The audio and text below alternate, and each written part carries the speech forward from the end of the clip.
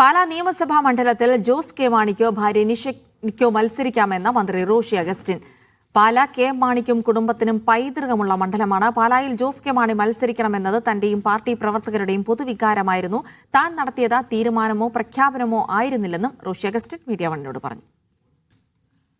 കേരള കോൺഗ്രസ് എമ്മിന്റെ മുന്നണി മാറ്റ ചർച്ചകളുമായി ബന്ധപ്പെട്ടാണ് ജോസ് റോഷി ഭിന്നത എന്ന പ്രചാരണം ആദ്യമുയർന്നത്. ജോസ് കെ മാണി പാലായിൽ മത്സരിക്കുമെന്ന റോഷിയുടെ പ്രസ്താവന തള്ളി ജോസ് തന്നെ രംഗത്തെത്തിയതോടെ അഭ്യൂഹത്തിന് ശക്തിയേറി.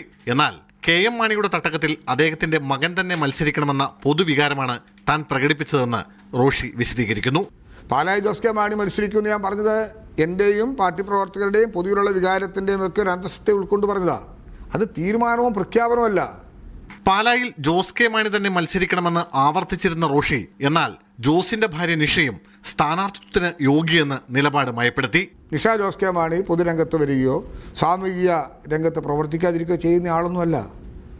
ഒട്ടനവധി തലങ്ങളിൽ അവരുടേതായ വ്യക്തിത്വം രൂപപ്പെടുത്തിയ ഒരു വ്യക്തിയാണ് അവർ. മൈന്യൂട്ട് കാര്യങ്ങൾ എപ്പോഴും ഇടപെടാറുണ്ട്, സംസാരിക്കാറുണ്ട്, നല്ല വ്യക്തി സൗഹൃദം സൂക്ഷിക്കുന്നൊരു ആളാണ്. അപ്പം അതൊന്നും ഒരു മെറിറ്റല്ലെന്ന് പറയാൻ പറ്റുമോ?